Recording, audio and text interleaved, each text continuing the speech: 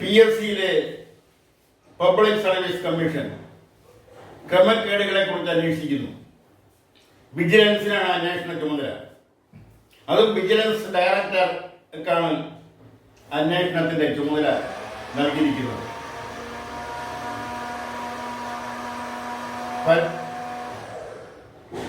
ഭരണഘടന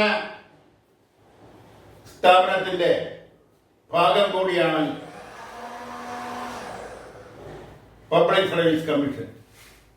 അങ്ങനെയുള്ള ഒരു സ്ഥാപനത്തിലെ പരീക്ഷ എഴുത്തുകൾ അല്ലെങ്കിൽ PSCയുടെ പരീക്ഷ നടത്തിപ്പിൽ നിരവധി ക്രമക്കേടുകളാണ് നടന്നിരിക്കുന്നതായി പരാതി ഉയർന്നിരിക്കുന്നത്.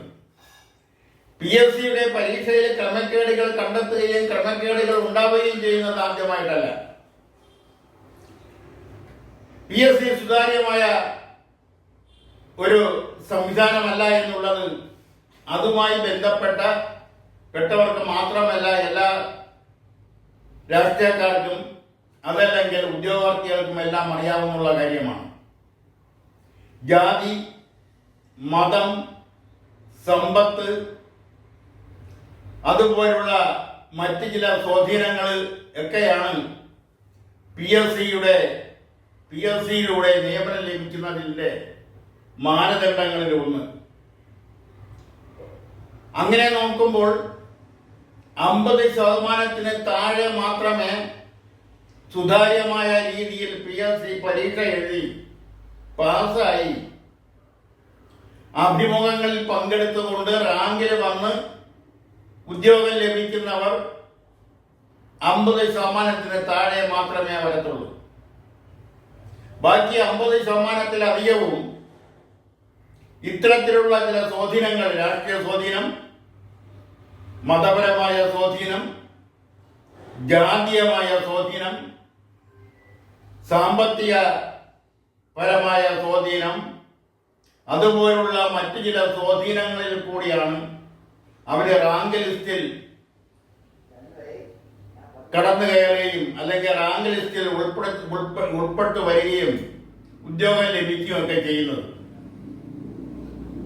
ഇത് സാധാരണ ഉദ്യോഗാർത്ഥികൾക്കെല്ലാം ഒരുമാതിരിപ്പെട്ട ഉദ്യോഗാർത്ഥികൾക്കെല്ലാം, രാഷ്ട്രീയക്കാർക്കും എല്ലാം, അതുപോലുള്ള മറ്റു സാമൂഹിക പ്രവർത്തകർക്ക്, സാമൂഹിക മേഖലകളിൽ പ്രവർത്തിക്കുന്നവർക്കെല്ലാം അറിയാവുന്ന കാര്യമാണ്.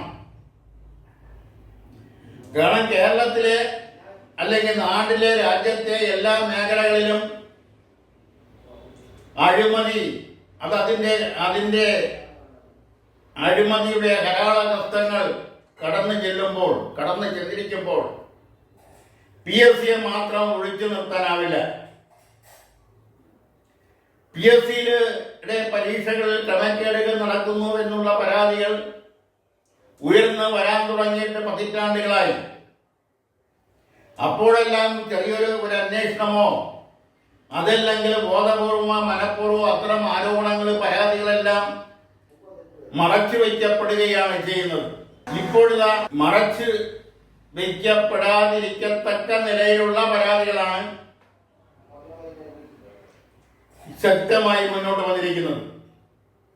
അതുകൊണ്ട് തന്നെയാവണം ആ പരീക്ഷാ ക്രമക്കേടുകളെ കുറിച്ചുള്ള അന്വേഷണത്തിന് വിജിലൻസിന്റെ തലപ്പത്തുള്ള വിജിലൻസ് ഡയറക്ടറെ തന്നെ ചുമതലപ്പെടുത്തിയതിന് കാരണം.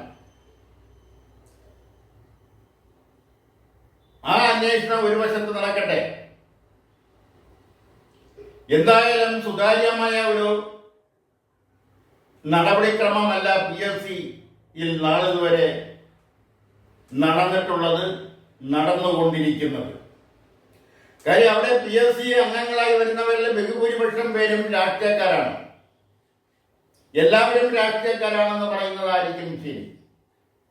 ഭരണകക്ഷിയിൽപ്പെട്ടവർ, അതിൽ ഭരണകക്ഷിയിലെ പ്രധാന കക്ഷിയുടെ പ്രതിനിധികൾ, ഘടക കക്ഷികളുടെ പ്രതിനിധികളെല്ലാം PSCയിൽ അംഗങ്ങളായി വരാറുണ്ട്. അവർ വന്ന ആ വഴികളിലൂടെ അവര് പഠിച്ച പാഠങ്ങൾ, ഇതെല്ലാം അഴിമതി രഹിതമായ ഒരു സ്ഥാപനമായി PSC നിലനിർത്തുന്നതിന് ഉതകുന്ന കാര്യങ്ങളല്ല.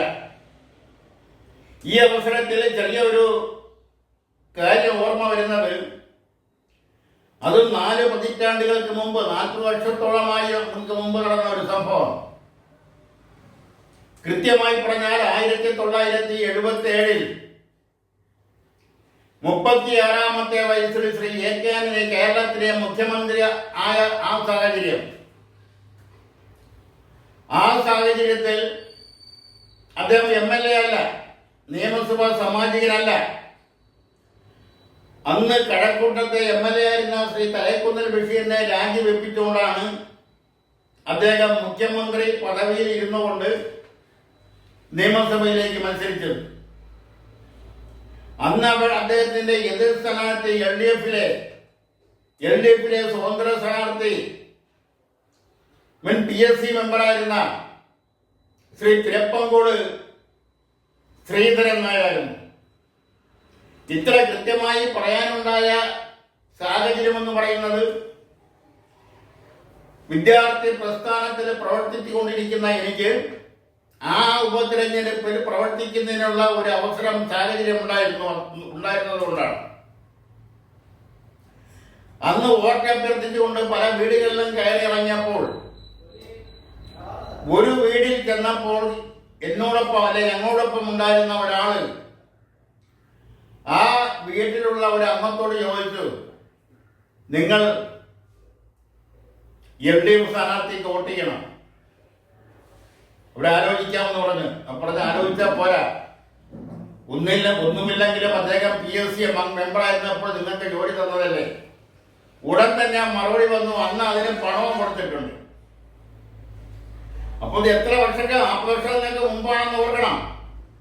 അപ്പൊ അന്നേ ഈ പണത്തിന്റെ സ്വാധീനം PSCകളിലുണ്ട്, എന്നുകൊണ്ട് പണത്തിന്റെ സ്വാധീനത്തോടൊപ്പം തന്നെ ജാതിയുടെയും മതത്തിന്റെയും സ്വാധീനങ്ങൾ ഒരു ഭാഗത്ത്, മറ്റു ചില സ്വാധീനങ്ങൾ മറുഭാഗത്ത്, അങ്ങനെയൊക്കെ കൂടിയുള്ള സങ്കരമായ ഒരു സാഹചര്യത്തിലാണ് PSC ഉദ്യോഗാർത്ഥികൾക്ക് റാങ്ക് നിശ്ചയിക്കുന്നത്. അതുകൊണ്ടാണ് ആ നേരത്തെ പറഞ്ഞത് 50% താഴെ മാത്രമേ സുതാര്യമായ പരീക്ഷാ നടത്തിപ്പിലൂടെ റാങ്ക് ലിസ്റ്റിൽ കയറി പറ്റുന്നവരുള്ളൂ എന്ന്.